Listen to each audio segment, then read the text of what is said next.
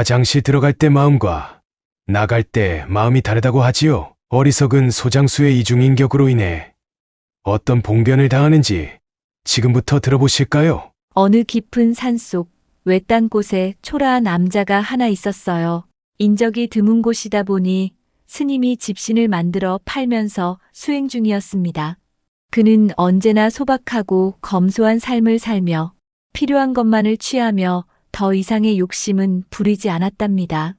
어느 날 스님은 새로이 집신을 만들 재료를 구하기 위해 장터의 갈채비를 부지런히 마친 채 서둘러 산에서 내려오게 되었어요. 집신을 엮을 튼튼한 새끼줄과 밑창에 쓸 두툼한 무명을 구입하기 위해서는 새냥이 필요했고 이것저것 산사에 필요한 것을 구입하기 위해서는 집신 엮을 재료를 포함하여 모두 5냥이 필요했지요.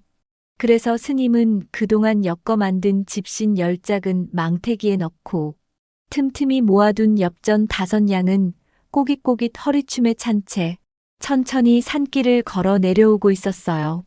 길가에 피어있는 이름 모를 들꽃들이 스님을 맞으며 바람에 춤을 추듯 살랑거렸고 새들이 지저귀는 소리에 스님의 발걸음은 마냥 가벼웠지요. 어린아이처럼 덩실덩실 춤추듯 흥에 겨워 산에서 내려가던 스님은 산 아래 초입에 도달했을 때 우연히 길모퉁이에 떨어진 낡은 망태기 하나를 발견하게 되었습니다. 이게 뭐지? 스님은 발길을 멈추고 망태기를 집어들었지요. 낡아서 몇 번이나 엮은 흔적이 있었고 흙먼지가 묻어 누구도 거들떠보지 않을 것 같이 꾀죄죄하여 누가 버린 것 같았습니다. 스님은 그냥 호기심에 슬며시 망태기를 지팡이로 헤쳐보았습니다. 그런데 망태기 안에는 번쩍이는 엽전이 뭉텅이로 들어 있었습니다. 스님은 깜짝 놀라 뒤로 멈칫 물러서며 휘둥그레진 눈으로 차분히 동전을 세어보며 잠깐 망설였습니다. 누군가 장터에 가서 무언가를 구하기 위해 준비한 돈이겠지. 오늘이 장날이라 장터로 가던 중 누군가 이걸 잃어버리고 지금 분명히 발만 동동 구르며 망연자실하고 있을 텐데. 스님은 후 하며 숨을 크게 내쉰 다음 그 망태기를 가지고 가기로 마음을 먹었습니다. 자신이 가지고 있던 5냥도 30냥과 함께 묶어 거친 망태기를 몇 겹으로 둘둘 말아서 품에 꼭 안은 채 스님은 장터로 향하였지요. 장터에는 이미 많은 사람으로 북적거렸습니다. 여러 상인이 좌판에 저마다 종류별로 다양한 물건을 펼쳐놓고 손님을 맞고 있었어요. 오늘은 금방 살아서 바다로 돌아가려는 싱싱한 생선이 늘어왔습니다. 구경들 하세요. 파릇파릇 싱싱한 야채와 아삭아삭 씹히는 양배추를 2푼에 드립니다. 상인들은 저마다 자신의 물건을 구경하고 가라며 우렁찬 목소리로 손님을 불러세웠습니다. 스님은 그동안 몇 년을 거래해오던 익숙한 도매상 가게 앞에 다다랐지요. 도매상은 여느 때처럼 스님을 보자 반갑게 손을 내밀며 인사를 건넸지요. 아니, 스님 아니십니까? 오랜만이요. 오늘도 집신을 가져오셨소? 스님은 자신의 망태기에서 집신 10짝을 꺼내어 도매상에게 내보이며 말하였습니다. 아무렴요. 이번에도 질 좋은 새끼줄을 써서 아주 튼튼하게 잘 만들어 왔지요. 10짝이니 보통대로라면 10냥을 드려야 하는데요. 도매상은 늘 그래왔듯이 다시 흥정하며 값을 매기려 하였어요. 집신을 하나씩 살펴보다가 고개를 끄덕이며 과연 스님이 만든 집신은 언제나 견고하여 오래 신을 수 있다고 평이 나 있습니다. 그런데 요즘 장터 물가가 너무 올라서 말이오. 내가 10냥을 드리긴 어려울 듯하오. 8냥 이상은 더 쳐주기 힘든데 어찌하면 좋겠소? 8냥이라니요. 스님은 다소 상기된 얼굴로 도매상을 바라보았어요. 이 집신을 만들려고 얼마나 공을 들였는지나 아십니까? 2배로 촘촘하게 새끼줄을 엮었고 밑창도 더 단단히 보강했습니다. 10냥은 받아도 재료비와 제 손품을 간신히 건질 수 있습니다. 도매상은 스님의 말을 듣고 잠시 생각에 잠기더니 고개를 끄덕이며 말했습니다. 스님, 알겠소. 10냥은 어렵지만 9냥에 내가 사겠소. 대신 다음번에도 이렇게 튼튼하게 잘 만든 집신을 내게 가져오시오. 응. 그런데 오늘은 집신값이 준비되어 있지 않으니 다음 장날에 함께 지불하겠소. 그리고 집신 재료는 여기 있소. 3냥 이상은 받아야 하는데 그냥 3냥만 주시오. 예, 그러지요. 스님은 미소를 지으며 고개를 끄덕였습니다. 그럼 9냥으로 하고 재료값 3냥을 제하면 다음 장날에 6냥을 주시면 됩니다. 다음 장날에 받으러 오겠습니다. 알겠습니다. 스님, 다음 장날에 꼭 찾아오시지요. 제가 그때 6냥을 챙겨드리겠습니다. 도매상은 약속의 의미로 손을 내밀었고 스님은 그 손을 잡으며 합장을 한 후 고개를 숙여 인사를 하고 도매상을 나왔습니다.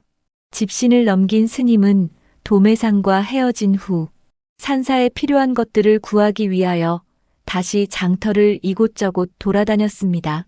하지만 품에 안고 있는 망태기 속 30냥이 계속 마음에 걸렸지요. 돈의 주인을 찾기 위해 시장의 이곳저곳을 돌아다니며 혹시 돈을 잃어버렸다고 하는 이가 있는지 알아보았지만 아무도 그런 사람은 나타나지 않았습니다. 장터는 언제나처럼 시끌벅적하였고 사람들은 흥정하느라 분주했습니다. 스님은 많은 무리의 사람들이 모여있는 쪽으로 발걸음을 옮겼습니다. 그곳에서 한 소장수가 어깨를 잔뜩 늘어뜨린 채 몇몇 사람에게 하소연하는 소리가 들렸습니다. 오늘 새벽에 내가 망태기에 돈 30냥을 넣고 그걸 소등에 얹은 다음에 집에서 나왔거든. 그런데 시장에 와서 보니 그 망태기가 없어졌지 뭐야. 돈이 없으면 오늘 송아지 한 마리도 못 사고 집에 먹을 것도 살 수가 없으니 이를 어쩐다? 큰일 났구먼. 도대체 어디서 잃어버린 건지 도무지 모르겠으니 누구에게 물어봐야 할지도 몰라 답답하기만 하다네. 아이고, 이 사람아. 그리 큰 돈을 어찌하다 잃어버렸단 말인가. 조심히 잘 챙겨왔어야지. 앞으로 살아갈 길이 막막하겠구먼. 사례금을 걸고 장터 곳곳에 방이라도 붙여야 하는 건 아닌지 모르겠네. 자네 심정이 말이 아니겠구먼 그려. 쯧쯧. 그러게 이 일을 어쩌면 좋단 말인가. 내 집에 가서 나누라와 새끼들 얼굴을 어떻게 볼 것이며 앞으로 어떻게 살아가야 할지 막막하구먼. 스님은 그 말을 듣고 주저없이 그 소 장수에게 다가갔습니다. 스님은 사내의 하소연을 듣고 조심스레 그에게 다가가 말을 걸었지요. 여보시오. 도대체 잃어버린 돈이 얼마나 되시오? 소 장수는 그의 물음에 눈썹을 찌푸리며 대답했습니다. 30냥이나 되오. 돈은 어디에다 넣어두었소? 망태기에다 넣었습죠. 스님은 자신이 주운 것이 분명히 이 사람의 돈이라 확신했지요.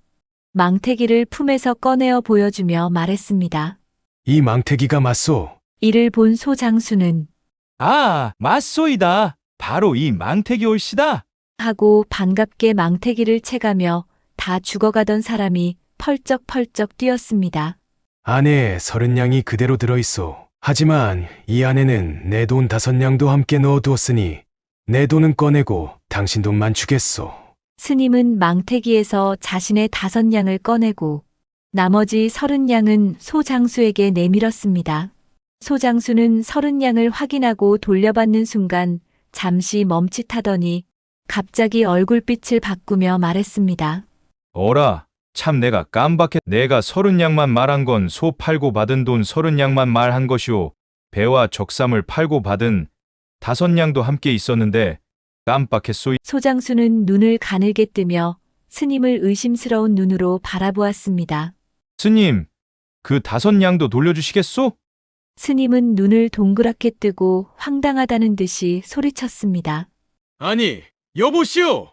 이 5냥은 내가 암자에서 가지고 나온 돈이오. 집신을 만들 재료를 사기 위해 내가 가져온 것이란 말이오. 내가 만약 돈에 욕심이 있었다면 어찌 30냥을 돌려주고 고작 5냥만 챙기겠소. 스님의 목소리가 높아지자 주변 사람들이 호기심에 발걸음을 멈추고 그들을 지켜보았습니다. 소 장수는 시치미를 떼며 사람들에게 손짓하더니 억울한 표정을 지어 보이며 외쳤습니다. 동네 사람들 보시오. 이중이 내 돈을 뺏으려 하오. 내가 경황이 없어서 아까는 소 팔고 받은 30냥만 말했소. 그런데 그 망태기에는 배와 적삼을 팔고 받은 5냥도 더 있었지. 뭐요? 내가 미처 그 생각을 못해서 말하지 못한 것뿐이오. 이중이 우기면서 그 5냥을 가지려고 하고 있어. 사람들이 웅성거리며 몰려들기 시작했습니다. 사정도 모르는 구경꾼들은 서로 수군거리며 중과 소 장수를 번갈아 쳐다보았습니다. 정말인가? 저 중이 돈에 눈이 멀어 가로채려 했단 말인가? 중이라면서 남의 돈 그깟 몇 푼을 탐내는 것인가? 무슨 중이 그런 짓을 할 수가 있어? 사람들의 의심과 비난이 섞인 목소리가 여기저기서 들려왔지요. 스님은 답답한 마음에 자신의 5냥을 손에 꼭 쥐고 소리쳤습니다. 아니라오! 이 돈은 내 돈이라니까요! 내가 주운 망태기에 이 소 장수의 30냥은 그대로 두었고 내 돈 5냥만 챙기려 했을 뿐이오. 내가 돈에 욕심이 있었다면 애초에 망태기째로 숨겼을 것이 아니겠소. 부처님을 성심으로 봉양하는 중은 절대 거짓말을 하지 않소이다. 하지만 소 장수는 중의 말을 비웃으며 더 크게 외쳤습니다. 어허, 이 중놈을 좀 보소. 자신이 거짓말을 안 한다고? 내가 그 망태기에 배와 적삼을 팔고 받은 돈 5냥이 더 있었다니까. 당신이 이 망태기에서 5냥을 빼지 않았소. 이 중놈이 딱 그 5냥만 빼놓더니 시치미를 대고 있는 것이오. 불쌍한 중생이 어렵게 번 돈을 중이란 작자가 빼앗아 가려 하니 이게 말이나 된다는 것입니까? 사람들은 어느새 스님에게 손가락질하며 수군거렸습니다. 저런저렇게 뻔뻔한 중놈을 봤나. 행색을 보아하니 돈에 욕심을 낼 만하구만. 그래도 그렇지 부처님을 모시는 중이 가난한 백성의 돈을 탐내다니 세상 말세네 말세야? 스님은 점점 더 난처해지고 있었지요. 그의 주변으로 몰려드는 사람들의 시선이 무섭게 느껴졌습니다. 아무리 설명해도 믿지 않는 사람들 속에서 그는 당황하면서도 한편으로는 두려웠습니다. 스님은 억울한 마음에 가슴을 치며 한 번 더 호소했습니다. 아니라오! 이 5냥은 내 돈이라니까요. 왜 나를 나쁜 사람으로 몰아가는 것이오?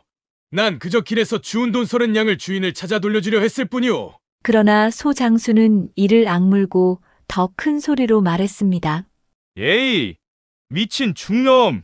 이봐, 누가 봐도 그 5냥을 내 망태기에서 뺐으니 돈이라는 것은 자명한 일인데 남의 돈을 가로채 내 것처럼 들고 있으니 누구 말이 맞는지 안 봐도 뻔하잖소. 당신이 가져간 5냥을 내놓지 않으면 여기서 당신을 사기꾼으로 몰아 큰 벌을 받게 할 테니 각오하시오. 스님은 입술을 꼭 깨물고 눈을 감았습니다. 이대로라면 사람들이 소 장수의 말을 더 믿게 될 것이 뻔했지요. 중은 고민 끝에 결국 자기의 손에서 5냥을 내밀며 말했습니다. 여보시오. 내가 더는 다투기가 싫으니 이 5냥 모두 가져가시오. 이게 내 돈이든 아니든 난 당신과의 다툼을 멈추고 싶소. 다만 내가 악한 마음으로 돈을 가지려 했다고 생각하지 말아주시오. 절대 그렇지 않으니. 소 장수는 만족스러운 얼굴로 5냥을 받아들었지요. 주변 사람들은 여전히 저마다 비웃으며 중을 바라보았습니다. 봐라. 결국 저 5냥도 남의 돈이었던 거지. 쯧쯧. 속 보이는 중일세 그려. 장터에서 사람들의 웅성거림이 점점 더 커져가고 있을 즈음 스님과 소 장수가 다투는 소리는 장터를 가로질러 지나던 사또의 귀에도 들려왔습니다. 사또는 천천히 고개를 돌려 그들이 다투는 쪽을 바라보았습니다. 호기심 어린 사람들로 둘러싸인 가운데 스님과 소 장수가 얼굴을 붉히며 서로 언성을 높이는 모습을 보게 되었지요. 사또는 걸음을 멈추고 천천히 그들에게 다가갔습니다. 이윽고 사또가 사람들 앞까지 다가오자 사람들은 사또의 등장에 놀라며 길을 열어주었지요. 그의 위험 있는 풍채와 예리한 눈빛에 사람들이 숨을 죽이고 그 자리를 지켜보았습니다. 사또는 양손을 등 뒤로 하고 스님과 소장수를 번갈아 바라보았습니다. 그러더니 낮고 조용한 목소리로 물었습니다. 무슨 일로 이리도 떠들썩하오? 내가 듣기로는 돈을 잃고 찾는 과정에서 다투고 있는 것 같은데 둘 다 제 목소리만 높이니 사정을 알 길이 없구려. 스님과 소장수는 사또 앞에서 고개를 숙였습니다. 스님이 먼저 입을 열어 상황을 설명하기 시작했습니다. 사또나리, 소인은 그저 길을 가다가 돈이 들어있는 망태기를 주었을 뿐입니다. 안에는 30냥이 들어있었지요. 소인도 집신을 만들 재료를 구입할 돈 5냥이 있었기에 이 망태기에 함께 넣어 가슴에 꼭 안고 왔지요. 그리고 제 돈 5냥을 챙겨두고 소 장수에게 망태기를 전해주었더니 이 소 장수가 제 돈 5냥까지 자기 것이라 우기며 저를 나쁜 놈으로 몰아가고 있사옵니다. 스님의 말이 끝나기 무섭게 소 장수가 성난 얼굴로 외쳤습니다. 사또 나리, 제가 말하는 대로만 들어주십시오. 저는 분명 35냥을 넣고 왔습니다. 처음에 정신이 없어서 대화 적산 판돈 5냥을 말하지 못한 것뿐이죠. 저 스님이 분명히 그 5냥을 감추려 하고 있습니다. 전부 제 돈이라는데 스님, 왜 이리 우기시는 겁니까? 스님이라 해서 모두 남의 물건에 욕심이 없는 깨끗한 마음을 가진 줄 알았습니다. 소 장수는 스님을 비웃으며 말을 이어갔지요. 남의 돈을 주어서 본인의 돈이라 우기고 분명 내 망태기에서 꺼내놓고는 그 5냥은 원래 자신의 것이라고 주장하는데 제가 미치겠습니다. 장터에 계신 여러분들, 제가 속 터지는 이유를 알 수 있겠지요? 사람들은 웅성거렸지요. 어떤 이는 소 장수의 말을 지지하며 스님을 비난하는 듯한 눈길을 보냈고 또 어떤 이는 그냥 구경거리라고 생각한 채 재미있다는 듯 속닥거리기만 하였습니다. 사또는 두 사람의 이야기를 모두 들은 후 잠시 침묵을 지켰습니다. 그는 천천히 사람들의 반응을 살피더니 스님과 소 장수를 번갈아 쳐다보며 조용히 입을 열었어요.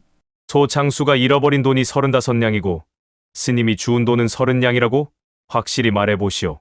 스님과 소 장수는 동시에 대답했습니다.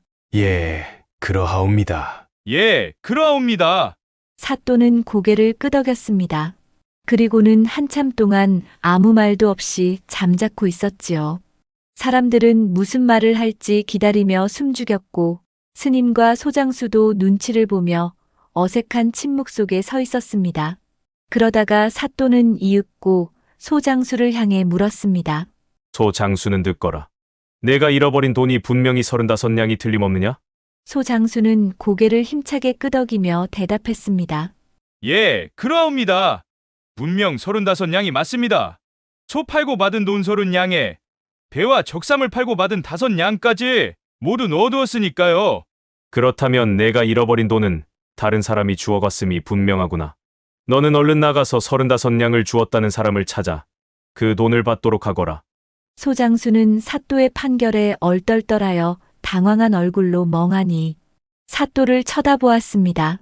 나리, 이게 무슨 말씀입니까?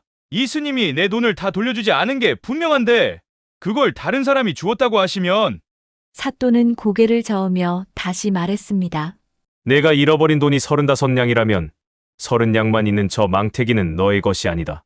내 말대로라면 다른 사람의 손에 너의 35냥이 들어갔을 테니 어서 그 사람을 찾아가 진짜 잃어버린 돈을 받으란 말이다.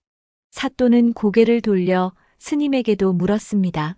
스님이 주운 돈은 30냥이라고 하셨소? 스님은 다소 긴장된 얼굴로 대답했습니다. 예, 그러하옵니다. 저는 이 망태기 안에 30냥만 있음을 확인하고 그 돈을 돌려주기 위해 장터에 나온 것입니다. 사또는 깊은 눈으로 스님을 바라보며 고개를 끄덕였어요. 그렇다면 스님이 주운 돈은 저 소장수의 것이 아니고 다른 사람의 것이 분명하도다. 저 소장수는 35냥을 잃어버렸다고 했으니 그 돈이 30냥밖에 없다면 저자의 것이 아니다. 그러니 30냥은 다른 주인이 나올 때까지 스님이 갖고 계십시오. 사또의 판결이 내려지자 소장수는 아무 말도 하지 못한 채 마치 넋이 나간 사람처럼 그 자리에 서 있었습니다.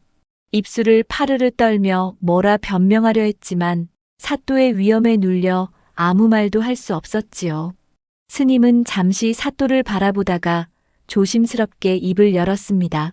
사또나리, 판결이 이리도 명백하시니 마땅히 이 30냥의 주인을 기다려야겠지요. 그러나 부처님을 모시는 중이 어찌 부당한 재물을 탐하여 가지고 있겠습니까? 차라리 저 소장수에게 이 30냥을 주는 것이 타당할 듯하옵니다. 스님의 말에 소장수는 화들짝 놀랐으며 소리쳤습니다. 뭐라고? 분명 스님께서 내 망태기에서 5냥을 꺼내놓고 30냥만 나에게 전해주고는 나에게 거짓말을 하고 있으니 소인은 억울하고 분통이 터집니다. 소장수는 끝까지 자기의 죄를 뉘우치지 않고 뻔뻔스럽게 5냥도 자기 것이라고 우겨댔습니다.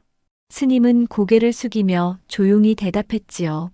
저는 욕심이 없사옵니다. 다만 이 상황이 계속되는 것이 몹시 힘이 드는군요. 그러니 차라리 35냥 모두를 소 장수에게 주고 저는 빈손으로 돌아가겠습니다. 사또는 스님의 말을 듣고 빙그레 미소를 지었습니다. 그는 스님을 향해 말했습니다. 그대의 마음이 참으로 깨끗하고 고귀하군요. 나는 스님이 주운이 30냥을 부당하게 얻은 것으로 생각하지 않소. 다만 저 소 장수가 욕심에 눈이 멀어 잘못된 요구를 한 것뿐이니 그대는 이 돈을 부당하게 여길 필요가 없소. 부처님께 큰 시주를 한다고 생각하고 부처님 봉양에 힘쓰시오. 사또는 소 장수를 향해 눈을 부릅뜨며 말했습니다.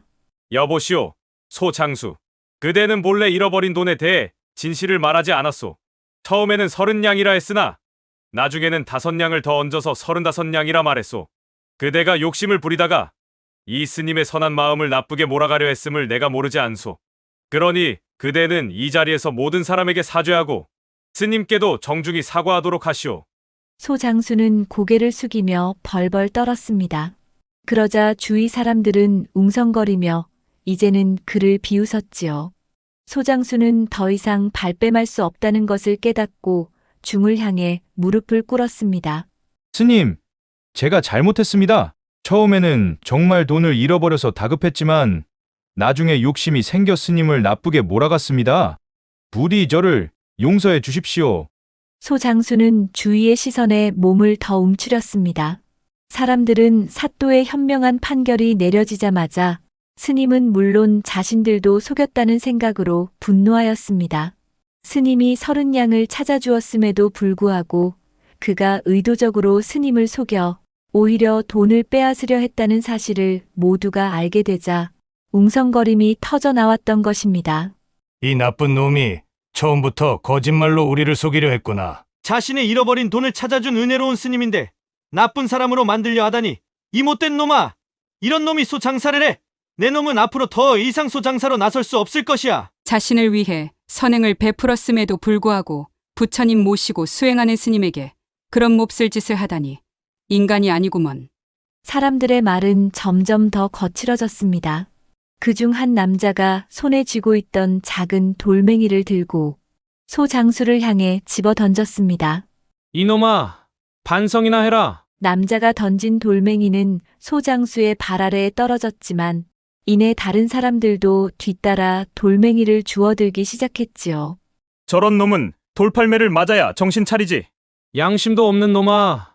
이렇게 한번 당해보아야 해. 소 장수는 눈을 질끈 감고 몸을 웅크렸습니다. 사람들의 비난과 함께 돌멩이들이 그의 주변으로 던져졌지요. 일부 돌멩이는 그의 다리를 스치고 또 어떤 돌멩이는 그의 어깨를 강하게 때렸습니다. 소 장수는 두 팔로 머리를 감싸며 버티려 했지만 사람들의 분노가 쉽게 가라앉을 기색이 보이지 않았어요. 내 잘못이오. 내가 잘못했소. 소 장수는 떨리는 목소리로 외쳤습니다. 부디 날 용서해 주시오. 다시는 이런 짓 안 하겠소. 하지만 사람들은 그를 더 비난하며 돌을 던졌습니다. 내가 이렇게 쉽게 용서받을 줄 알았느냐? 부처님을 봉양하며 수행하시는 스님을 나쁜 사람으로 만들려 했으니 내 죄는 용서받을 수 없다. 너 같은 놈은 능지처참을 당해야 하지. 그냥 둘 수가 없도다. 스님은 그 모습을 가만히 보고 있다가 안타까운 마음에 나섰지요. 스님은 팔을 벌려 사람들 사이로 천천히 걸어 나왔습니다. 모두 제발 멈춰 주시오. 스님의 목소리가 장터에 울려 퍼졌어요. 사람들은 돌멩이를 쥔 채 스님을 바라보았습니다. 저 소 장수는 비록 욕심에 눈이 멀어 잘못을 저질렀으나 그가 진심으로 반성하고 뉘우치는 모습을 보이고 있으니 우리가 그를 벌하는 것은 우리의 몫이 아니오. 내가 저 소 장수를 용서할 것이니 부디 더 이상 그를 비난하거나 돌을 던지지 말고 용서해 주시오. 스님의 간청에 사람들이 잠시 머뭇거렸지요. 그들은 여전히 소 장수에게 분노가 가득했지만 스님의 선한 마음씨에 동화되어 하나둘씩 돌멩이를 내려놓기 시작했습니다. 스님이 이렇게까지 말하시는데 우리가 더 뭐라고 하겠어. 그래, 스님이 용서했으니 우리도 그만들 둡시다. 그렇게 한마디씩 내뱉으며 사람들은 하나둘씩 흩어지기 시작했고 소 장수는 몸을 웅크린 채 아무 말도 못하고 떨고만 있었지요. 그는 얼굴을 들지 못한 채 눈물을 흘리고 있었습니다. 그때 나이든 할아버지가 스님의 손을 잡으며 울먹였습니다. 스님은 정말 훌륭하신 분이요. 이렇게까지 사악한 인간을 용서하는 큰 마음을 가지셨으니 참으로 부처님을 모시는 분답습니다. 그 넓은 마음씨에 우리가 큰 교훈을 얻었소. 부디 스님, 우리를 위해 오래오래 좋은 가르침을 전해 주시오. 사람들 사이에서 존경의 눈빛이 스님에게로 향했지요. 역시 스님은 다르구려. 저런 못된 자를 용서하다니. 역시 부처님을 모시는 분은 마음씨도 깨끗하고 맑아. 우리가 이런 점을 배워야 해. 스님은 그저 미소를 지으며 고개를 끄덕였지요. 스님은 다시 소 장수에게 다가가 그의 손을 잡고 조용히 일으켜 세웠습니다. 사람들은 그 모습을 보며 스님을 칭송하고 그의 따뜻한 마음에 감탄을 금치 못했습니다. 가시오. 그리고 다시는 이러한 일을 저지르지 마시오. 나와의 인연으로 나쁜 악행을 여기서 끝내길 바라오. 오늘 당신의 잘못을 마음속 깊이 새기고 새로운 마음으로 살아가시오. 스님의 목소리는 평온했지만 그 안에는 사람을 진정으로 걱정하는 마음이 담겨 있었습니다. 소장수는 스님의 손을 잡고 연신 고개를 숙이며 말했습니다. 감사합니다. 스님 저를 크게 일깨워 주신 것에 대해 정말 감사드립니다.